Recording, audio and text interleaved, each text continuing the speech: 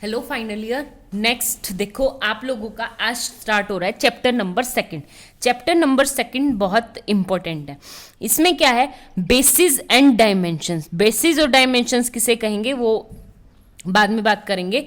ये चैप्टर का नाम है, डिटेल में करेंगे। बहुत बढ़िया चैप्टर है, ध्यान से करना प्लीज। आप लोगों के पास क्या है, linear combination of vector. Linear combination of vector का मतलब है कि अ वेक्टर थियोरेटिकली मैं आपको यहाँ पे डिटेल में नहीं बता रही, आप समझ लेना।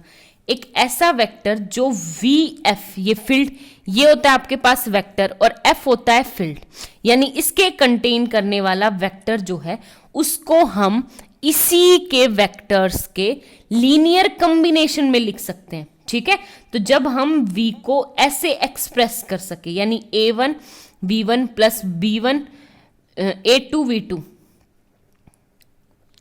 Plus up to an vn, और ये सारे के सारे a1 a2 अप टू कहां तक आ रहे हैं, कहां से आ रहे हैं, फील्ड से, और v1 v2 up to an vn कहां से आ रहे हैं, वेक्टर से। ठीक है, तो इसका मतलब ये है कि जब मैं वेक्टर्स के एलिमेंट्स को हम लीनियर कॉम्बिनेशन में लिख सके तो वो क्या होता है मेरे पास, लीनियर कॉम्बिनेशन। एक एग्जांपल लेना चाहूंगी। फॉर एग्जांपल ये है मेरे पास वी एफ का मतलब हो गया रियल नंबर का सेट R में, और R3 ये R3। ठीक है, तो एक बात बताओ, और मैं वेक्टर्स ले लूं, मुझे जनरेट करना है फॉर एग्जाम्पल 5, 6, 7। इसे मुझे लीनियर कॉम्बिनेशन में लिखना है। तो मैं सबसे सिंपल तो बेस्ट तरीका तो क्या है कि आप उठाओ 1, 0, 0, ये हो गया v1, ये v2 0, 1, 0, फिर हो गया v3 0, 0, 1। ठीक है, तो एक बात बताओ, इस v को, यानी v इक्वल टू का मतलब है 5, 6, 7 को मैंने किसके लीनियर कॉम्बिनेशन में लिख लिया, a1 यानी 5 into v2 plus 6 into v2 plus 7 into v3। तो ये क्या आ जाएगा, 5 into 1, 0, 0 plus 6 into 0, 1, 0 plus 7 into 0, 0, 1। ठीक है, तो एक बात बताओ, ये है आपके पास a1 a2 a3, ये v1 v2 v3। तो मैंने इस v को इनके लीनियर कॉम्बिनेशन में लिख दिया। ठीक है, और ये a1 a2 a3 तीनों के तीनों क्या है, आपके फील्ड के एलिमेंट है, रियल नंबर से ही लिए, ये R3 से लिए हैं v1 v2 v3। ठीक है, तो ये होता है आपके पास किसी भी वेक्टर को वेक्टर स्पेस के ही, किसी भी वेक्टर को वेक्टर स्पेस के ही एलिमेंट्स या वेक्टर्स के हम लीनियर कॉम्बिनेशन में लिखे सकें तो वो होता है हमारे पास लीनियर कॉम्बिनेशन ऑफ दिस। आगे बात समझ में। अब आपके पास एक कंसेप्ट आता है, मोस्ट इंपॉर्टेंट है, आप लोग समझ लेना प्लीज। देखो, एक तो होता है लीनियरली डिपेंडेंट और एक होता है लीनियरली इंडिपेंडेंट। लीनियरली डिपेंडेंट का मतलब है कि एक दूसरे के ऊपर डिपेंड। ठीक है, आप यहां, यानी if v1 v2 up to vn vector है किसके, v के। डेफिनेशन आप अपनी एग्जैक्ट वर्डिंग अपनी बुक में से पढ़ लेना, मुझे कैसे, मुझे सिर्फ यहाँ पे आपको समझाना है। यानी आप v if v2 up to vn v में से, तो ये कह रहा है कि हम इन वेक्टर्स को लीनियरली डिपेंडेंट कब बोलेंगे, लीनियरली डिपेंडेंट कब बोलेंगे, इसका मतलब क्या है, कहीं पे अगर मुझे ऐसा दिखता है a1 v1 plus a2 v2 plus up to an vn equal to 0, same as it is यहाँ पे a1 v1 plus a2 v2 plus a3 v3 plus up to an vn equal to 0। ठीक है, आगे बात समझ में। Linearly dependent का मतलब ये है कि अगर मुझे ऐसे वेक्टर्स इक्वल टू 0 दिखते हैं, ये कंडीशन होनी चाहिए कि v1 v2 vn ये सारे 0 ना हो। ठीक है, तो जब ऐसा लीनियर कॉम्बिनेशन मुझे दिखता है, अगर वो लीनियरली डिपेंडेंट है, तो डिपेंडेंट का मतलब एक दूसरे के ऊपर डिपेंड, और उस साइड मेरा 0 है, यानी आपके वेक्टर्स को छोड़ो, स्केलर्स जो हैं वो एक दूसरे के ऊपर डिपेंड होंगे, ठीक है। यानी मुझे राइट साइड पे 0 बनानी है तो मेरे कोई भी ये एलिमेंट्स क्या हो, नॉन जीरो। जैसे मुझे अगर 0 बनाना है तो 1 - 1 0, तो 1 को 0 बनाने के लिए -1 की जरूरत पड़ी ना। तो इसका मतलब क्या है कि for all AIs are not zero,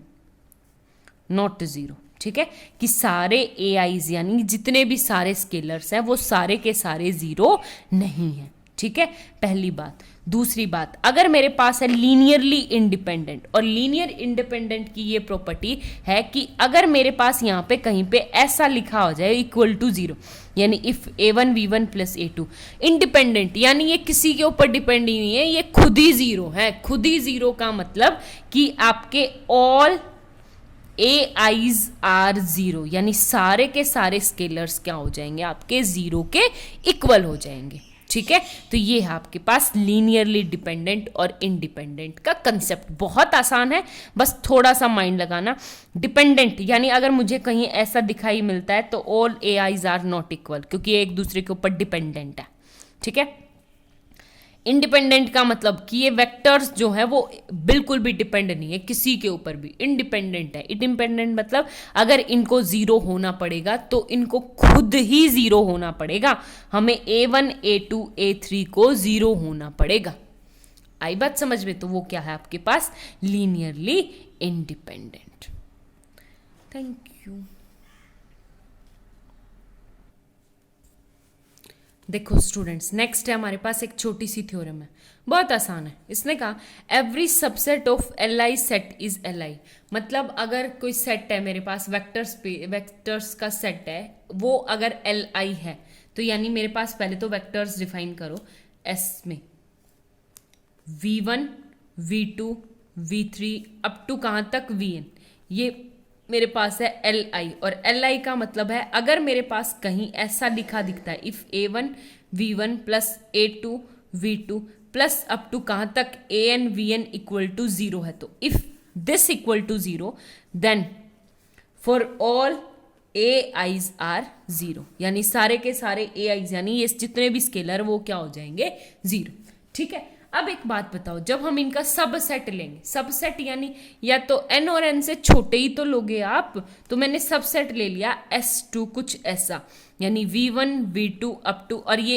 S2 जो है वो S का क्या है, सबसेट है, और इससे छोटे होने चाहिए VR से, ठीक है। तो R जो है वो लेस देन होगा किससे, N से, यानी N से छोटे लेने हैं मुझे VR, ये सेट, ठीक है। अगर मैं कहीं पे, अब एक बात बताओ, इफ इनको लिखती हूँ V1 + A2 V2 plus up to AR VR = 0, कहीं पे ऐसा लिखती हूँ, तो एक बात बताओ, जब लीनियरली n सेट के सारे स्केलर्स ही 0 थे तो ये तो n से कम है, n से कम है तो ये तो =0 होंगे ही। तो बाय फर्स्ट इक्वेशन, यहाँ पे लिखो first, by first all AIs are 0 by first, ठीक है।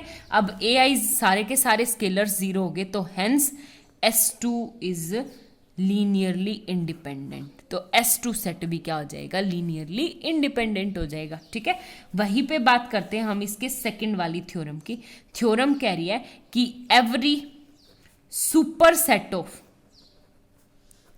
LD इज LD, ये याद रखना।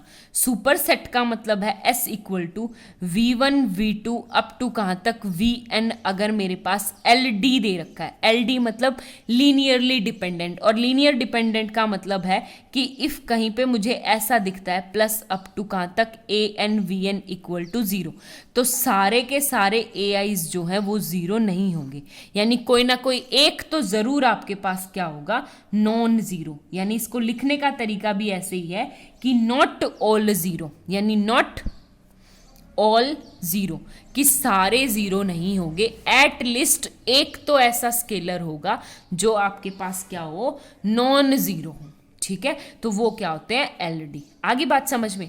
अब मैं सुपर सेट बना दूं S2, यानी V1 V2 up to Vn comma up to VR, और ये R जो है ना अब की बार बड़ा है N से, मुझे सुपर सेट बनाना है, सुपर बड़े वाला, ठीक है, बड़े वाला सेट बनाना है। तो एक बात बताओ, जब मैं इसको लिखूंगी वही A1 V1 plus up to AN VN plus AN plus 1 VN plus 1 up to कहाँ तक AR VR इक्वल टू 0। जब एक बात बताओ, ऊपर के तो टर्म छोड़ो, इनकी तो बात ही नहीं करेंगे, AN VN में ही मेरे सारे स्केलर्स नॉन जीरो है, या कोई ना कोई, सारे जीरो नहीं है, नॉट ऑल जीरो, मतलब सारे के सारे जीरो नहीं है, एटलीस्ट एक तो ऐसा स्केलर है जो आपके पास क्या है, नॉन जीरो। जब इस यहीं पे आपके पास कोई ना कोई ऐसे स्केलर्स है जो नॉन जीरो है, तो इस टर्म की तो बात ही नहीं करेंगे, इसमें तो आपके पास चाहे जीरो हो या ना हो, हमें कोई फर्क नहीं, मुझे तो सिर्फ एक स्केलर ऐसा चाहिए जो मेरे पास नॉन जीरो हो। तो मुझे एक स्केलर, ये वाली टर्म दे तो रही है AN VN वाली, ये वाली लीनियर कॉम्बिनेशन, ठीक है। तो बाय फर्स्ट ये क्या आ जाएगा कि not all scalars are zero, ऐसे ही लिखो, नॉट ऑल स्केलर्स यानी AIs आर जीरोस, ठीक है, कि सारे स्केलर जीरो नहीं है, ठीक है। आई बात समझ में, ये तो ये। अब इन थ्योरम्स को याद करने का तरीका कैसे होता है, एक बात बताओ, एक तो होता है छोटा, ये मेरा Li है, Li का मतलब है लीनियरली इंडिपेंडेंट, कि सारे स्केलर्स क्या हैं, वो जीरो है। तो इसके अंदर जो छोटे छोटे सेट होंगे उसके स्केलर्स भी तो जीरो होंगे, ठीक है। तो इसके तो होते हैं सबसेट, यानी सबसेट क्या आता है मेरा, Li का Li। लेकिन एक बात बताओ, LD जब छोटे वाले में ही AI not equal to zero है, तो उससे बड़े कितने ही ले लो, उनमें तो ये तो जाएगा ही A, चाहे एक मेरा नॉन जीरो हो तो ये भी क्या आ जाएंगे।